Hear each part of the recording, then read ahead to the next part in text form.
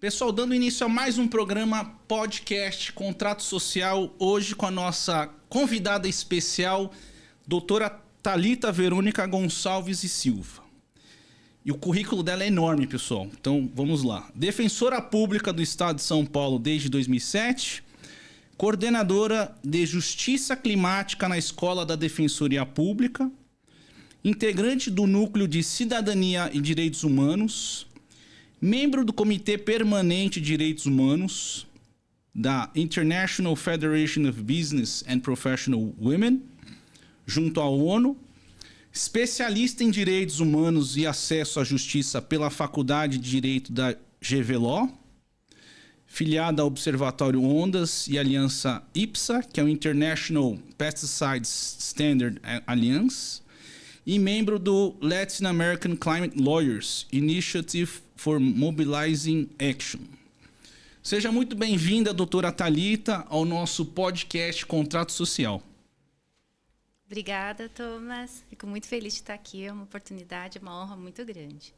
Doutora Thalita, conte para os nossos telespectadores o motivo de você ter escolhido a advocacia e, posteriormente, ingressado na Defensoria Pública. Bom, foi tudo muito... Eu acredito que acabou sendo destino, assim, mas não foi nada preparado. Eu não acordei e disse eu quero ser advogada, eu quero ser defensora, em nenhum momento. Então, aí eu acabei prestando vestibular na época. Na primeira vez que eu prestei, eu não passei. E, inclusive, não tinha prestado direito, tinha prestado medicina. Aí, depois, eu não tinha passado. Aí, no ano seguinte, eu prestei direito na São Francisco. Aí, passei. E eu também tinha passado em engenharia de alimentos na Unicamp, né? Nada a ver, né? E aí acabei ficando na São Francisco, mas por questões assim de logística até, porque meu pai é advogado, né? E a minha mãe era dentista. E na época, assim, apesar do meu pai ser advogado, eu não tinha muito... eu não tinha muita familiaridade com direito. Isso. E aí eu acabei indo para o direito por isso mesmo. E aí, na Defensoria Pública, porque eu fui seu estagiário na Defensoria Pública. Pois é. E lá, na época, aprendi muito com você, com as outras defensoras. E como é que, naquele início, porque eu peguei, na verdade, ainda era a PAJ, e depois da PAJ virou Defensoria Pública, doutora Thalita. Então, ali, o que você viu quando você entrou no Fórum Criminal da Barra Funda, com um monte de processo? Tava eu, tava o Léo, tava o Alexandre, as meninas. Tava o Henrique. Tava o meu irmão. Como é que você via aquele monte de processos? Exatamente, doutor Antônio. Ronaldo. Então, eu entrei na Defensoria no primeiro concurso, né? Eu entrei em 14 de maio de 2007. Naquela época, a Defensoria ela tinha 1 ano de existência, porque a Defensoria ela nasceu em 2006 e até 2006 ela era administrada pela PAJ, que era um ramo da Procuradoria-Geral do Estado, que cuidava da assistência judiciária para os hipossuficientes. E aí, naquela época... era o primeiro concurso, né? Então, assim, não passou uma boiada, digamos assim, né? Mas, assim, foi um concurso muito concorrido e tinha muitas vagas. Aí eu passei e acabei escolhendo lá, né? No Fórum da Barra Funda. Mas, assim, eu conhecia um juiz que trabalhava lá, que eu tinha sido estagiária dele em Guarulhos, que é onde eu nasci, né? Então, eu tinha sido estagiária dele por cerca de uns 6 meses só. Então, era a única pessoa assim, que eu conhecia lá na Barra Funda. E aí, eu acabei... Só que aí eu não consegui pegar a vaga para trabalhar com ele. E aí, acabei pegando a vaga para trabalhar na 19ª e 20ª Vara Criminais. que foi quando eu conheci o Thomas, né? O Thomas, ele já... Você pegou aquela época de transição mesmo, né, em que os procuradores do Estado, aqueles que não optaram pela Defensoria Pública, iam continuar na Procuradoria. E muitos optaram pela PAJ ou Defensoria? 87 optaram pela Defensoria na época, porque justamente a diferença salarial era muito grande na época. Então, assim, aqueles que ficaram apostaram mesmo num modelo novo, né? Numa defensoria nova, numa carreira nova. E aí, esses 87 que optaram, e aí na vara que eu acabei sendo selecionada, as duas procuradoras saíram, né? E aí eu lembro que você estagiava com elas. Verdade. Então... Na verdade, você era a doutora Marili. Doutora Marili. E, aliás, era muito benquista lá, né? Com muita experiência. E aí a gente entrou assim, sem saber nada. E eu acabava sendo vocês que ensinavam a gente, né? O Thomas sempre foi... Ele sempre foi o doutor Thomas lá. Não tinha jeito. Sempre foi muito querido na época. E quem me ensinou mais foi você do que eu. É nada. Doutora Thalita, essa semana eu inclusive fiz uma visita institucional para o novo secretário de Mudanças Climáticas, Dr. Renato Nalini, que foi desembargador, também foi secretário de Educação. E eu vi que você é a coordenadora de Justiça Climática aqui na Escola da Defensoria Pública. E eu queria saber, assim, o que a Defensoria tem realizado de palestras, de cursos sobre esse tema, que é super importante. E a gente está vendo atualmente o que está acontecendo no Rio Grande do Sul, com essas chuvas, esses desastres, o estado de calamidade que está agora. Como que a Defensoria Pública pode ajudar essas questões que agora afligem a humanidade, que é as mudanças climáticas? Pois bem, eu... Como eu falei, eu sou defensora desde 2007, né? E a partir do ano passado, eu me voluntariei para a coordenação de justiça climática da Escola da Defensoria Pública.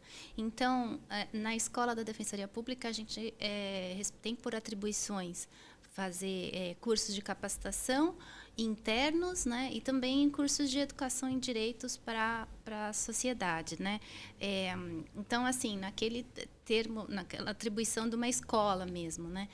E aí, quando eu chamei para mim essa função, eu tinha um plano, e que eu submeti o plano ao diretor da escola, que é o Dr. Guilherme Pitina, e falei para ele o que eu queria fazer no ano passado. Então, aí eu falei para ele, Guilherme, eu tenho como metas, primeiro, fazer um curso nacional para todas as defensorias, né, que fosse nacional.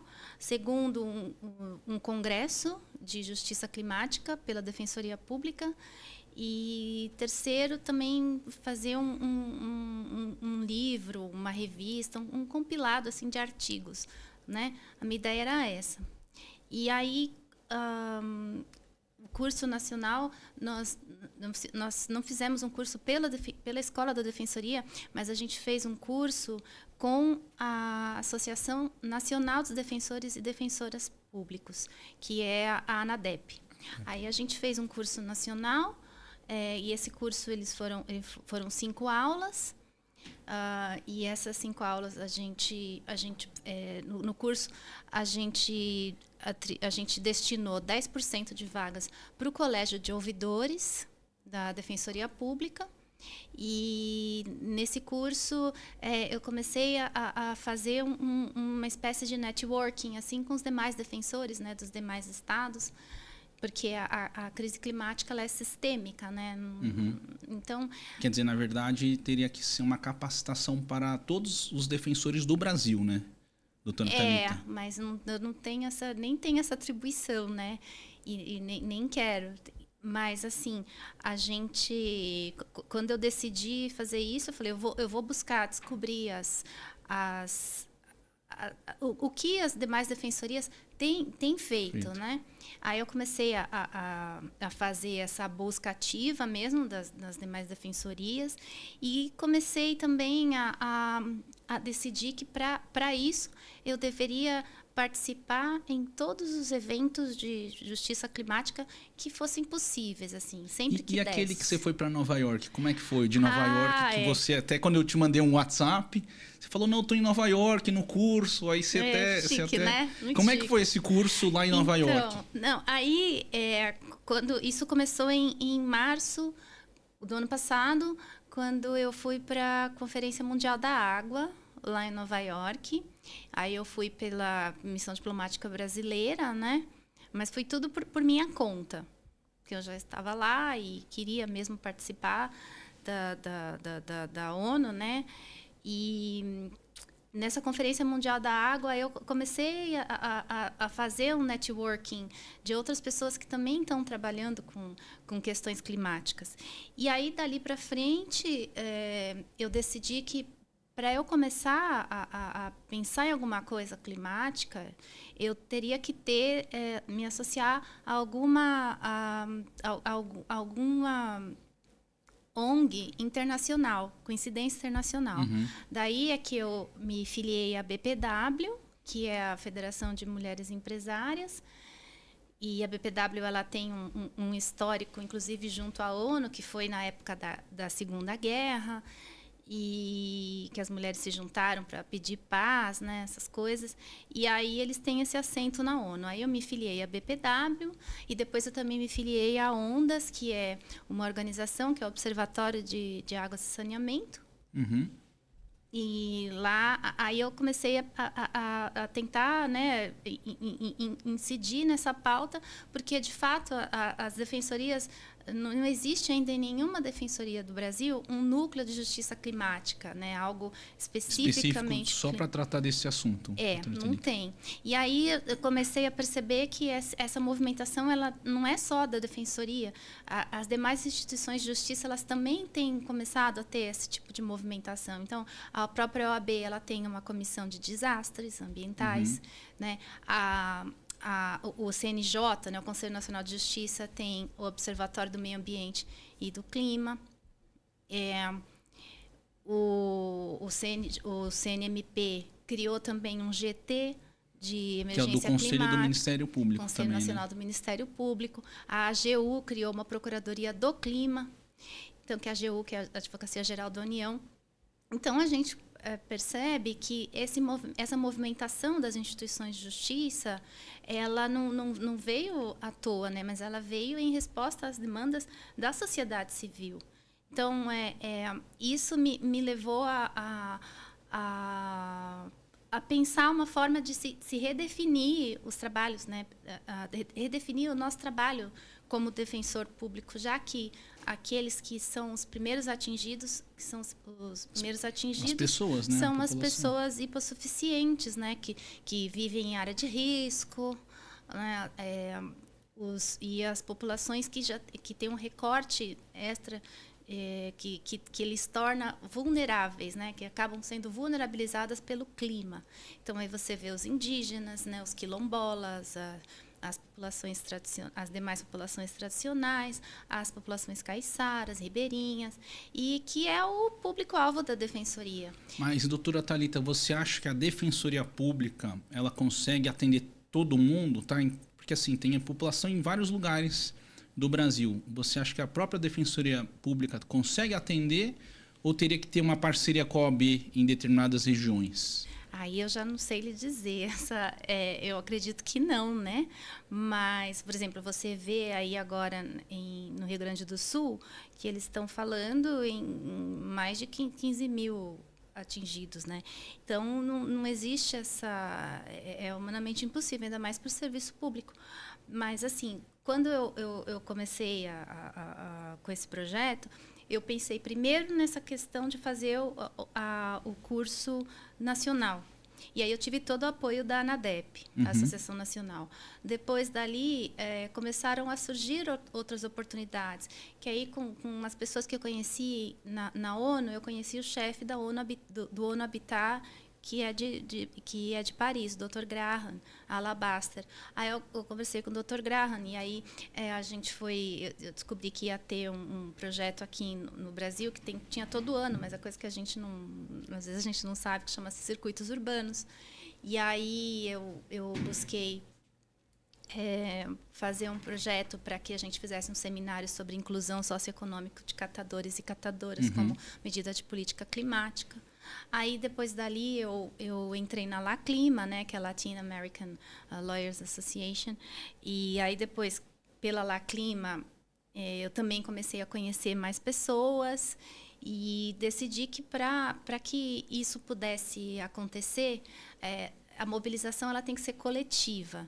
Então, aí eu busquei, dessa forma, cada vez mais. Doutora Thalita, você chegou a falar com o embaixador do Brasil na época? Eu visitei, eu fui para a ONU, acho que no ano passado, falei com o embaixador Genésio. Sim, e ele é também. muito bom, ele explicou como é que funcionava a ONU, tudo, e acho que depois da ONU ele ia voltar para a África. Mas eu não sei se você conversou com ele, ele deu uma explicação muito boa na época assim, do funcionamento da ONU, e ele fez um trabalho muito importante para o Brasil, porque ele dizia o seguinte, que lá na ONU eles queriam trazer para o Conselho de Segurança a pauta de mudanças climáticas. Sim.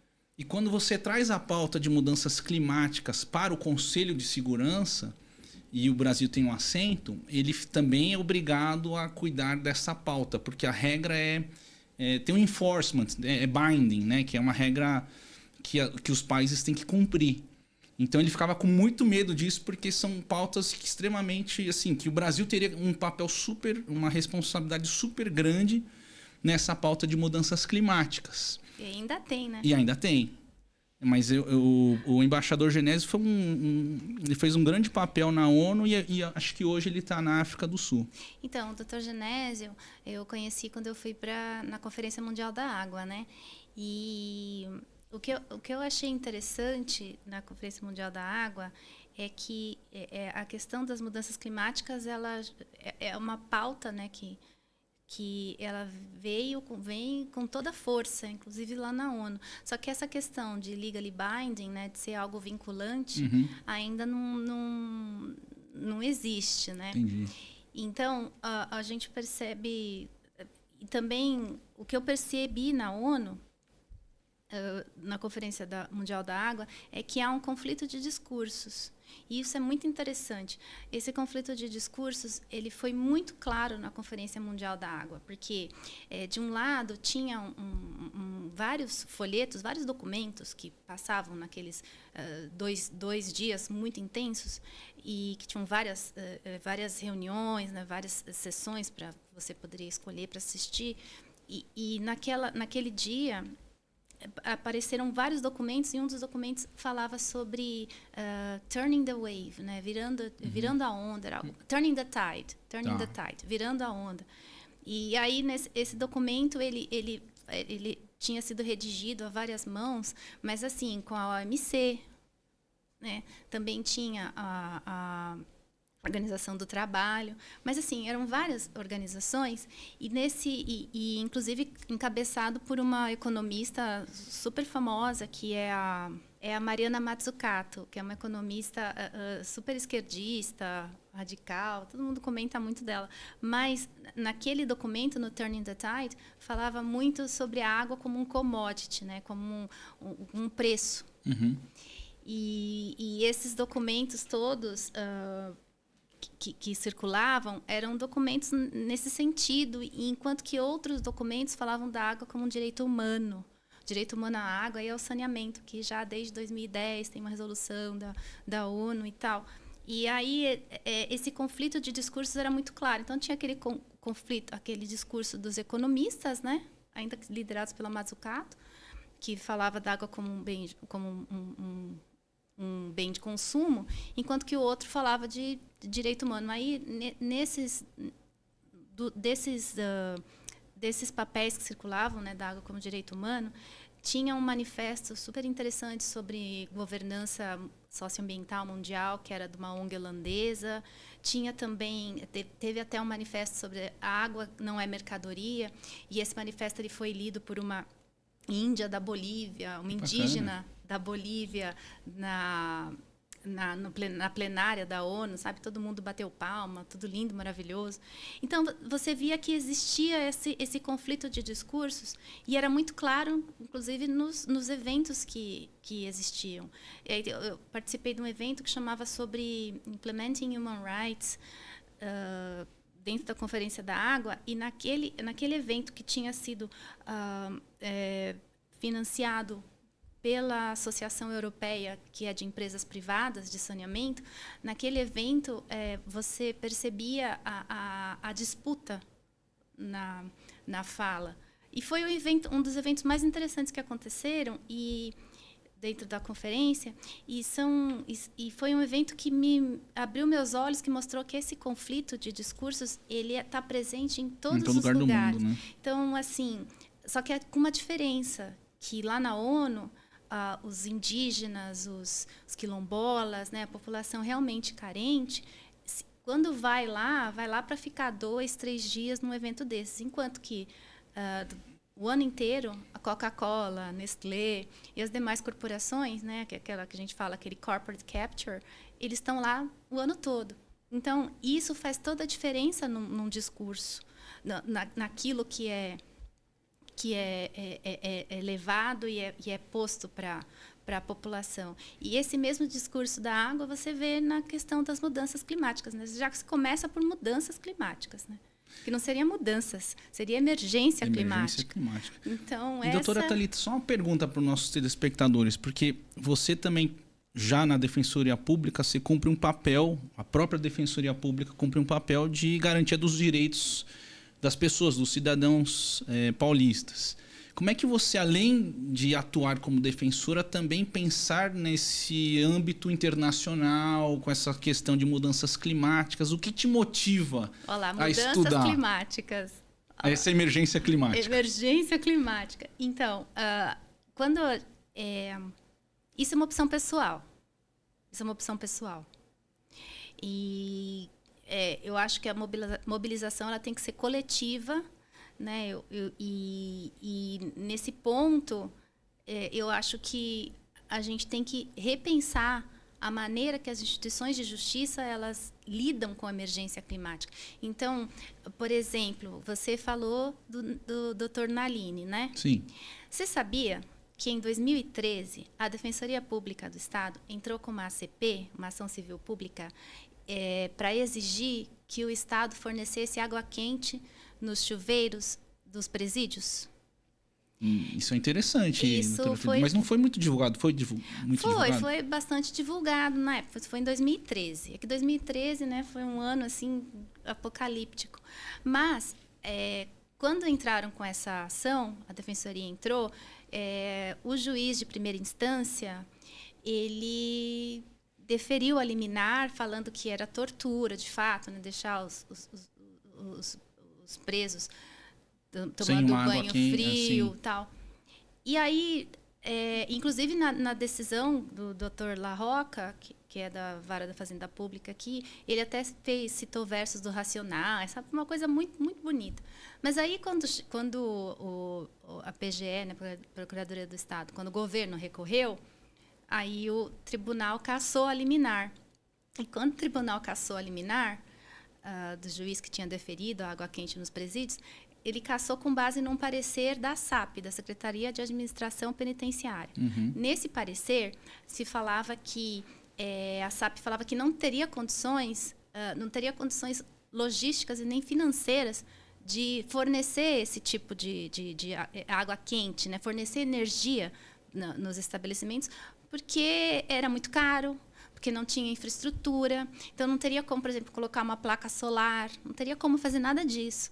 E aí, com base nessa teoria que a gente fala em direito reserva do possível, aí o tribunal cassou. E veja só, quem cassou na época foi o Dr. Nalini, porque ele era o presidente do TJ na época, né? Então, o Tribunal de Justiça, quando você caça uma liminar desse porte, com o presidente do tribunal. Com o presidente do tribunal. E aí ele cassou com base no parecer da SAP. Mas você sabe que, naquela época, uma placa solar custava R$100. Agora, com a questão da emergência climática, essa mesma placa custa 14. Entendeu? Então, aquela ação ela foi corretíssima. Mas o timing talvez não tenha sido o melhor timing, né? Porque agora, né, que o Dr. Nalini, inclusive, é o secretário municipal de mudanças climáticas ainda, aqui está com mudanças climáticas no estado, agora, talvez, a decisão não fosse a mesma, porque agora, na emergência climática, né, não há mais que se discutir. Tem que ter energia solar, né? Tem que se pensar em formas de descarbonização. Então, de fugir dos combustíveis fósseis. Então, talvez fosse outro tipo e também, né, doutora Thalita, você tem lá os direitos humanos, você tem a penitenciária, você tem as pessoas e você tem a questão da energia, né? Pois é. E aí, tudo isso, então, leva a gente a crer que a emergência climática, ela perpassa todos os níveis. É uma questão muito complexa que não dá para você colocar numa casinha, sabe? Claro que são direitos humanos, né? Isso tá expresso por todas as resoluções da ONU, por tudo que tem sido construído, né, no decorrer desses anos, tem sido construído a muito suor, né? Claro que é tudo por movimento de demandas sociais mesmo, que aí você percebe que não dá para se colocar numa caixinha. Então, se hoje for no Ministério Público, por exemplo, se hoje for um atingido climático dentro do Ministério Público, e aí ele for falar que o lugar onde eu moro, né, eu sofri esse deslizamento, como aconteceu em São Sebastião, se ele for no Ministério Público, por exemplo, eu vou no promotor de direitos humanos. Aí o promotor de direitos humanos vai falar assim, não é comigo, é com GAEMA, né, que é o grupo de meio ambiente. Talvez não possa mais fazer isso, sabe? Como é que vai ser feita toda essa distribuição, você está dizendo, doutora Thalita? Porque agora as coisas elas são sistêmicas, né? E isso você vai elevando, não só na defensoria, né, que a gente ainda não tem um núcleo de justiça climática, mas assim você pega na própria discussão do plano de adaptação no âmbito federal. O Ministério da Justiça, até onde eu sei, posso estar enganada, mas até onde eu sei, o Ministério da Justiça ele não está dentro da comissão que está discutindo o plano de adaptação. Eu acho que na secretaria do Dr. Nalini, que eu estava vendo, conversei com ele, doutora Thalita, ele é uma secretaria que tem pautas transversais que conversam com as outras secretarias. Então, é mais ou menos isso também. Não tem uma pauta... São pautas que podem vir por outras secretarias. Então... Sim, e é isso que a gente percebe. E não é mais direito, não é uma questão jurídica, né? É uma questão muito mais complexa que leva a repensar todo um sistema. E isso é muito difícil de lutar, né? Inclusive, assim, de conseguir traduzir isso para a população, né? A população, às vezes, não entende. A população não vai entender o que é um NDC, que são as contribuições nacionalmente determinadas para poder cumprir as metas do Acordo de Paris, para deixar até 1,5 graus, o que já não é mais realidade. Então, mas assim, a pessoa não vai saber o que é soluções baseadas na natureza, por exemplo. Mas, se você for conversar com indígena, com quilombola, ele vai saber o que é essa solução baseada na natureza. Por exemplo, quando eles colocam quando eles preservam a floresta. Até, por exemplo, uma forma que eles fazem de espantar mosquitos, que é com fogo, né? É algo que é solução baseada na natureza, é diferente de você usar um repelente, por exemplo. Então, assim, são coisas assim que a ciência, né, e que às vezes usam palavras que não permitem, né, que a pessoa entenda de uma forma mais clara. E isso é muito, muito interessante de se discutir, né? Essa linguagem fechada, ela acaba impedindo, muitas vezes, das pessoas entenderem a real gravidade da situação. E, enfim, eu acho que, como defensor, e defensora, a gente tem uma missão, né, de garantir, de promover os direitos humanos, né, em todos os níveis. A gente tem que pensar uma forma não somente de dar voz, né, de escutar as demandas da população, mas de ampliar a oportunidade de participação dessas populações mais vulneráveis, né? mais vulneráveis na tomada de decisões daquilo que é o destino deles, né? Então, isso você percebe, como eu falei agora na questão da ONU, você percebe que eles não estão lá todos os dias, as corporações estão. Então, a gente tem que pensar em outras formas de advocacy, em outras formas de influenciar em políticas públicas. Eu acho que esse papel é importante, né, doutora Thalita, de fazer o advocacy, o awareness, de alertar os problemas. Eu acho que a questão das mudanças climáticas é o que você falou, é emergência. É emergência. Né? Não é uma pauta de ontem. A gente tem um programa aqui, um bloco especial, doutora Thalita, que aí você escolhe. Você quer falar sobre os perrengues do direito ou você quer recomendar alguns livros ou filme? A gente vai fazer essa pergunta aí para o segundo bloco e eu queria que soltasse, então, a vinheta para o segundo bloco, por favor. Produção.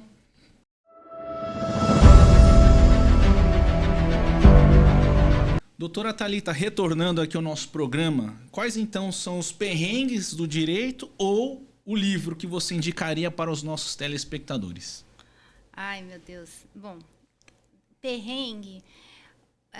O perrengue que minha vida é um perrengue, né? Mas se for para falar um perrengue assim que eu passei bem recente, foi quando eu estava lá na cúpula do clima da ONU em setembro. Aí, né, eu estava também pela missão diplomática, né, brasileira lá, e aí a gente tem o crachá. E aí eu fui bem cedinho, ia ter um evento próximo da ONU, né, um evento paralelo, aí que era sobre racismo ambiental. E aí de lá ia ter o lançamento na Bolsa de Valores de Nova York dos títulos verdes. Uhum. E aí eu achei muito interessante. Eu falei, eu quero entrar nesse evento. Mas eu não sabia como entrava, né? E aí, como eu tinha ido nesse evento de racismo ambiental antes, aí foi bem cedinho, né? Aquele dia. E aí eles tinham uma das painelistas desse evento que, tipo, foi um evento assim que tinham 5, 6 pessoas só. E aí ela me deu um folheto que era sobre água, sobre energia como um direito humano, inclusive do Instituto Polis, GL10, uma coisa muito interessante. Um folheto muito interessante, falando sobre energia como direito humano. E aí ela me deu o folheto, né, me deu a cartilha, e aí eu falei assim, vamos lá na Bolsa de Valores, né, que vai ter esse lançamento, eu quero assistir. Aí a Gabriela falou assim, mas assim, eu não vou poder entrar. Eu falei assim, eu acho que eu vou entrar. Aí eu fui sozinha. Aí chegando lá, meu nome é alemão, né? Silva, né? Meu sobrenome. Então aí a Silva, e aí Silva, né? Vírgula T. Só assim, né? Que estava no crachá. E aí eu não sabia que para entrar lá teria que ter um outro crachá. Até o momento eu não sabia. Então aí quando eu entrei lá, aí tem muita polícia, né?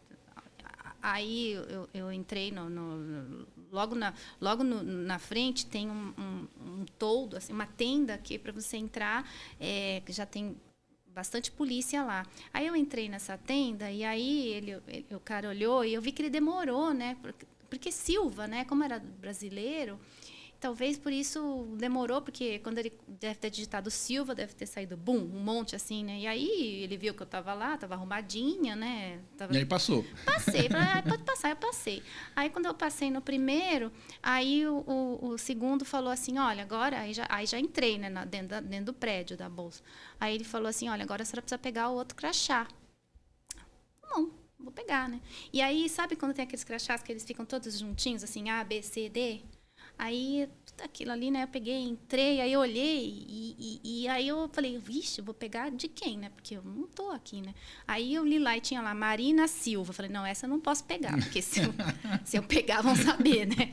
Aí foi indo assim, aí peguei lá o nome de uma pessoa que eu não vou dizer quem é.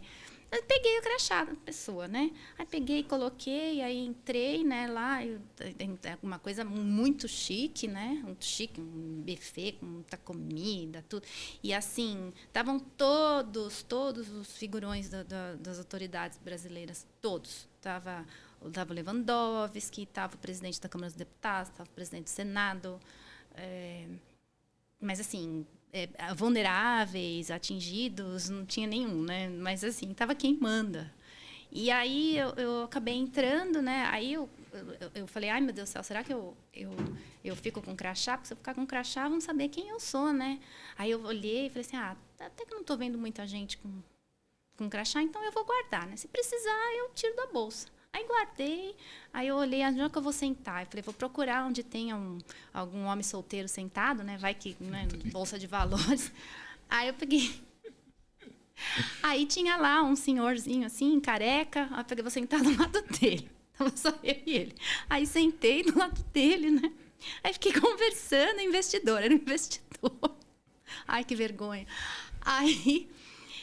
Aí foi muito interessante a experiência, esse perrengue, porque aí eu tive a chance de ver como que é feita, como que são feitas as decisões daquilo que nós, né, da população... Que está muito fora da nossa realidade, totalmente, né? Fora. E aí, assim, o evento foram quatro sessões, né? A primeira sessão era sobre governança energética.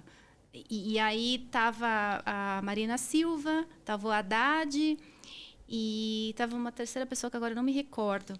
E aí falando, né, que olha, o Brasil mudou, vocês invistam no Brasil, né? Agora o Brasil é um país agora estável, um país que tem uma oferta grande de energia eólica, de energia solar. E claro que não vão falar, quando você vai vender o seu peixe, né? Não vão falar dos conflitos que decorrem de toda essa transição energética que eles falam que é justa, sim, mas que a gente sabe que tem muitas violações de direitos humanos que estão imbricadas aí dentro. Então, aí, esse foi o primeiro painel. Aí, quando saiu o primeiro painel, o Haddad estava indo embora. Aí, como eu estava, lembra que eu estava com aquele folheto, aquela cartilha de energia como direito humano? Uhum. Aí eu fui lá entregar o folheto de energia como direito humano para o Haddad. Aí entreguei, fiz, ministro. Aí ele me olhou com uma cara sem entender nada. E aí eu entreguei para ele, aí ele falou assim, o que é isso? Eu falei assim, isso aqui é para o senhor, é um manifesto de água de energia como direito humano. A água também é um direito humano, eu estou com isso na cabeça. Aí ele pegou, aí eu falei, vamos tirar uma selfie? Aí eu segurando a cartilha, aí tirei uma selfie com ele, aí voltei. Aí quando eu voltei, o segundo bloco era justamente a respeito de judiciário, né? Uhum. Que aí foi o Lewandowski, e estava também o ministro da TCU, o presidente do TCU, né? E também falando que, olha, agora mudou, agora a gente está tendo uma regulamentação das questões de transição energética, né? Que inclusive está tendo ainda essa votação do mercado de carbono. E aí, falando que também está tudo estável, que o judiciário é estável. E naquela época o Lewandowski ainda não era, né, o ministro da Justiça. Ele era tinha sido acabado de ser nomeado presidente da Câmara Arbitral. Entendi. Então, por isso que ele estava lá. E aí depois, no terceiro bloco, estava o equivalente do ministro de Energia, só que americano. Também falando, olha, invistam no Brasil e tal. E, enfim, aquilo foi muito, muito interessante. Estava também presidente, não estava o presidente do BNDES na época, que quem estava lá era alguém assim do escalão de baixo do presidente, que agora eu não me recordo, é uma mulher, mas eu não me lembro o nome dela. Mas aquilo foi muito interessante de ver como que são feitas as discussões a nível global, que você percebe que não existe mesmo a influência, né, e realmente uma governança mais ampla, né? Mais ampla. E isso tudo reforça cada vez mais a minha convicção de que a gente precisa pensar numa forma de que a Defensoria seja um megafone da população vulnerabilizada pelo clima. A gente precisa mudar. Eu queria chegar nesse assunto, doutora Thalita. Como é que você vê que a Defensoria Pública pode ser uma forma de um instrumento, um veículo de empoderamento das comunidades? Essa é uma questão muito interessante. Para se pensar numa forma da Defensoria, de fato, ser um veículo de não só voz, mas que leve porque voz, assim, falar até o papagaio fala.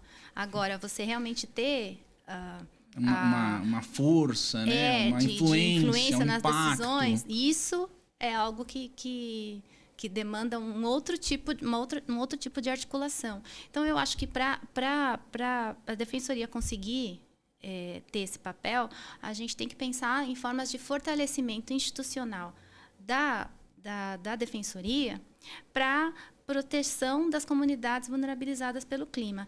Para você pensar na Defensoria como um megafone, a gente tem que compreender o que é a vulnerabilidade climática e ter essa análise dentro de um contexto brasileiro. Eu gostei muito, doutora Thalita, do que você está falando. Como que a Defensoria Pública pode ser um megafone? Né? Você acha que para ser um megafone dessa população que está vulnerável ao clima, teria que fazer o quê? Ouvi-las? Então, aí é que está. A questão que a gente tem que pensar é como que a gente vai... O empoderamento das comunidades, ele tem que ir além da escuta.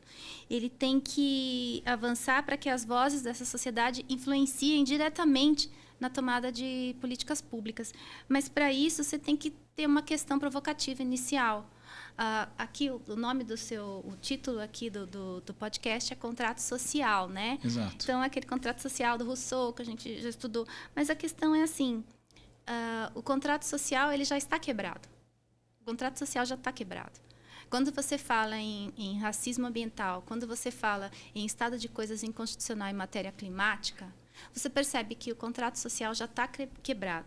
E se o contrato social ele já está quebrado, está rompido, as empresas e o próprio Estado também, ele pode buscar explorar essa vulnerabilidade? Ou seja, a gente precisa pensar em abordagens abordagem de casos de vulnerabilidade climática de uma forma e que a gente possa discutir a responsabilidade do poder público e das empresas na proteção dessas comunidades. Doutora Thalita, como é que você vê o fortalecimento institucional da Defensoria Pública? Por exemplo, no que a gente está fazendo pela Defensoria na coordenação de justiça climática. Desde o início, né, com os projetos que a gente passou que foram aprovados pelo diretor da escola, a gente fez primeiro o curso nacional e depois nós fizemos também um seminário com o ONU Habitat e fizemos o Congresso de Justiça Climática. Nesse Congresso de Justiça Climática, a gente buscou dar essa explanação do que do que é a natureza da justiça climática, mas a gente buscou numa estratégia trazendo estudo de casos. Nesses estudos de caso, a gente buscou mostrar que, na verdade, a gente já está atuando na promoção da justiça climática, só que a gente não sabia. Então, por exemplo, um dos estudos de caso era a respeito da comunidade caiçara da ilha da Enseada da Baleia, que são famílias cuja erosão da areia está levando a elevação do nível do mar, que está engolindo a casa deles, né? E aí esse trabalho que foi feito por um defensor muito aguerrido, muito combativo, que é o Toshio, o André Toshio, ele fez um trabalho com a comunidade caiçara lá, com a Tatiana, que é uma das líderes da comunidade de lá, e eles conseguiram que eles saíssem daquela área, que é uma unidade de conservação, e fossem para um lugar que seria mais seguro. Entendi. Para se proteger da erosão do mar. Só que as mudanças climáticas, a emergência climática, ela é um fenômeno cada vez mais constante, né, imprevisível e cada vez mais intenso. Então, o que aconteceu? Assim que eles saíram, passou menos de um ano, a região onde eles estavam foi engolida, de fato, pelo mar. E doutora Thalita, estou lembrando agora do embaixador Genésio, quando a gente estava lá em Nova York, ele tinha até pedido para mim, até para o professor João Grandino Rodas, da USP, da gente ver, fomentar a pesquisa, porque ele precisaria também de mais pesquisas brasileiras sobre essas questões de mudanças climáticas. Tem bastante. Eu acho que a gente poderia, eventualmente, acho que você já fez essa parceria com a BPW, Ondas, eu acho que teria que fazer um contato, não sei se a Defensoria Pública teria condições também de mostrar para a ONU esses problemas de mudanças climáticas do Brasil. Sim, os movimentos sociais atualmente eles estão muito mais avançados, eu creio. Eu penso assim. Então, tanto é que você percebe que agora, no começo do mês, que agora já mudou o mês, né? Então seria no começo de abril, enfim, veio aqui a relatora especial da ONU de proteção aos defensores de direitos humanos. Ela não veio aqui, que a doutora Mary Lawlor, ela não veio aqui à toa, mas ela veio aqui por provocação das demandas da sociedade civil, que tem ido lá, né, que tem batido a porta, né, não só do judiciário brasileiro, mas também da jurisdição internacional. E aí ela veio para cá. E aí nós no prazo de edital de contribuições, né, para a visita da Mary Lawlor, nós fizemos uma contribuição a favor da comunidade indígena do Jaraguá. Oh, que bacana. Que é a comunidade indígena, que é a reserva indígena menor, né, que tem aqui no Brasil, que é a comunidade indígena do Jaraguá, que fica aqui na zona oeste de São Paulo. E aí nós fizemos o pedido para ela de visita, explicando todo o contexto de conflitos fundiários que existem lá na comunidade, que é espremida dentro da cidade de São Paulo, que vivem dentro do Parque do Jaraguá e que não têm acesso a serviços sociais básicos, né? E também tem que manter a floresta em pé, né? Continuam lutando pela floresta em pé. São duas questões, né? Manter a floresta em pé e ter uma questão sustentável, né? Economicamente sustentável. E aí eles estão nessa situação lá, né? E com conflitos de especulação imobiliária seríssimos. Nossa. Numa região extremamente vulnerável. E aí nós fizemos, junto com o Centro Gaspar Garcia de Direitos Humanos e a Defensoria Pública da União, nós fizemos um pedido que fosse, que na visita da Mary Lawlor aqui, que ela prestasse atenção na questão da comunidade indígena de Jaraguá e, em reflexo, também às comunidades indígenas do estado de São Paulo, uma vez que não existe um plano de proteção estadual para os defensores de direitos humanos. Esse plano aqui em São Paulo ainda não existe até hoje. Tem um plano nacional, mas esse plano nacional ele acaba não sendo efetivo aqui na federação, porque justamente esse plano ele depende das forças de segurança locais. Ah, tá. Então aí quando para implementar, na verdade, né? E aí eles vão aí a pessoa que é o defensor de direitos humanos, né, que está sofrendo uma ameaça ou uma violência, ele vai ligar lá ele vai provocar, né, a entidade gestora do Plano Nacional de Defensores de Direitos Humanos, e aí essa entidade ela vai o quê? Ela vai buscar uma articulação com as forças de segurança locais. E, às vezes, por exemplo, vai ligar para a polícia, falando, olha, para a polícia militar ir lá, e, às vezes, a própria polícia militar é a instituição que está fazendo ameaça, né, que está cometendo ameaça. Entendi. Então, são situações que demonstram que precisa haver uma articulação aqui no estado de São Paulo, para que proteja, de fato, aqueles que mantêm a floresta em pé. Você soube que agora, em sábado passado, houve um incêndio no Pico do Jaraguá, né? Uhum. Mas que parece que os próprios bombeiros não conseguiram acabar com o incêndio sozinhos, né? E quem ajudou foi a Brigada Florestal e os Guardiões da Floresta, que são os indígenas que estão lá. Então, você percebe que é uma região muito, muito frágil e que, com base nessa articulação que foi feita entre nós, da Defensoria Pública da União e o Centro Gaspar Garcia, nós fazendo essa articulação e levando isso para a relatora da ONU, e isso acabou levando ela a chamar a gente para participar da reunião com a sociedade civil. Entendi. E nessa reunião com a sociedade civil, que foi há 2 semanas atrás, foi muito importante que ela ouvisse as demandas da sociedade. E eu não precisei falar, porque os indígenas de Jaraguá, uma das lideranças, foi lá com a gente. Foi ele quem falou, não fui eu. Então, em outras palavras, doutora Thalita, para as questões de emergência climática, você precisa de uma união das forças, né? Precisa. Da sociedade civil, do poder público, da defensoria pública, todo mundo reunido para combater essas mudanças. E eu acho que o Congresso, e não só essa estratégia de advocacy que nós fizemos com a relatora, rendeu frutos, porque ela fez um relatório preliminar, né, que saiu no dia 19 de abril, e esse relatório preliminar ela fez recomendações, inclusive, ao governo de São Paulo, né, para que implemente, de fato, um programa de proteção estadual, né, e isso deu certo, porque não é que deu certo, né, porque a gente também não pode dizer que a gente vai conseguir implementar um plano estadual, mas eu posso te garantir que a gente vai lutar para que isso aconteça. Doutora Thalita, já estamos chegando no final do nosso programa. Eu queria que você desse aqui um último recado para os nossos telespectadores. Meu Deus. Considerações finais. Meu Deus do céu.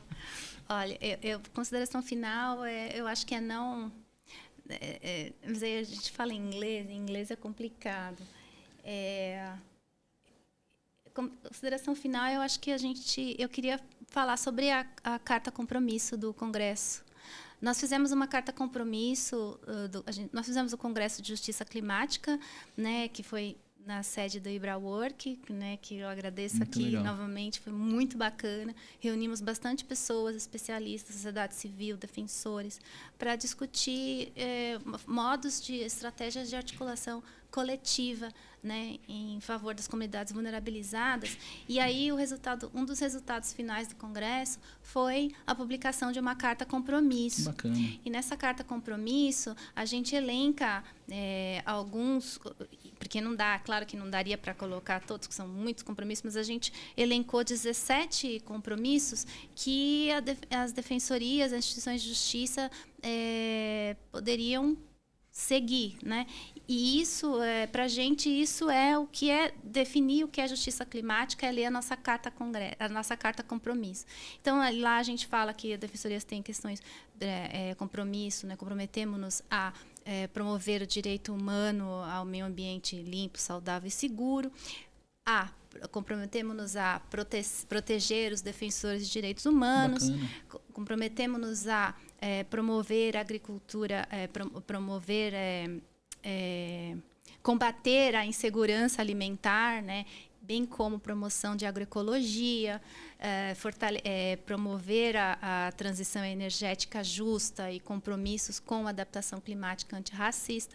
Então, quando a gente fez uma série de compromissos que eu estou buscando com isso estratégias de advocacy para as comunidades vulnerabilizadas. Então, naquele carta compromisso, quando a gente coloca da proteção dos defensores de direitos humanos, isso que me levou a fazer o pedido de contribuição para a relatora da ONU. Entendi. Quando a gente fala em combater a insegurança alimentar, foi com base nisso que nós estamos pensando em discussões dentro da própria defensoria para se pensar em sustentabilidade. Mas, assim, sustentabilidade agora não é naquele nível de ESG. Não é isso. Mas a gente... uma coisa até mais ampla. Mais ampla, ou seja, para a gente poder demandar as coisas, a gente tem que primeiro fazer a própria lição de casa. Então, aí é muito importante que a gente passe a ter contrato com cooperativas de catadores, para realmente ajudar a promover a inclusão, para que a gente pense em formas de fornecimento, por exemplo, a gente no serviço público, a água, né, que a gente toma, ou o cafezinho que a gente pega, isso aí tem uma licitação, né, para uma compra direta da administração. Então, que isso venha de comunidades quilombolas, né, que, por exemplo, o mel que venha dos indígenas, que eles fazem, indígenas de Jaraguá. Então, é isso que a gente está buscando agora, pensar, e a minha ideia é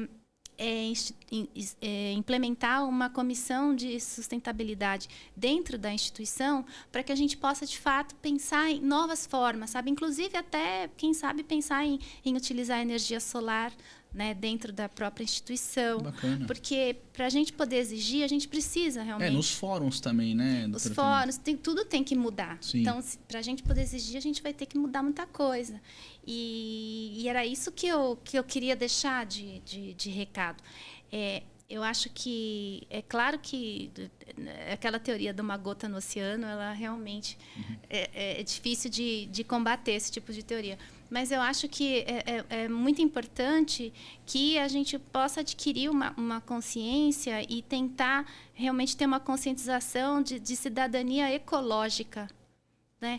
E pensar que não é mais mudança climática, que é emergência climática, e que as coisas elas têm que mudar, e a gente tem que passar a demandar das instituições, inclusive das instituições de justiça, um novo olhar para esse tipo de violência, né, e de violação aos direitos humanos. Então, assim, demandem da Defensoria Pública de São Paulo que passe a olhar a questão da emergência climática da forma que seja... que busque promover realmente a justiça climática. Que é promover o quê? Que é promover uma transição energética justa e uma adaptação climática que seja antirracista, ou seja, que realmente enderece as populações vulnerabilizadas pelo clima, uma tomada uma conscientização e uma tomada de políticas públicas, uma adoção de políticas públicas que possam corrigir todas as falhas e omissões históricas que têm acontecido no decorrer dos anos. Então, é muito importante que essa insuficiência e omissão de políticas públicas, elas têm que ser exigidas sob pena de, como a gente fala na ONU, né, de não deixar ninguém para trás. Então, se a gente se não passarem a exigir das instituições de justiça que essa inclusão ela realmente seja efetiva e justa, é muito importante que se exija isso, né? Que exija que a Defensoria Pública seja realmente um megafone e que nós possamos assim realmente mudar e fazer um mundo com uma transição energética justa.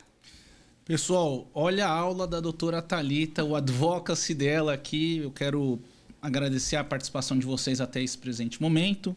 Dizer que o nosso programa vai estar a todo vapor, né? Nos siga aí nas nossas redes sociais. E eu quero fazer um agradecimento muito especial para a doutora Thalita Verônica, que é a coordenadora de Justiça Climática na Escola da Defensoria Pública do Estado de São Paulo.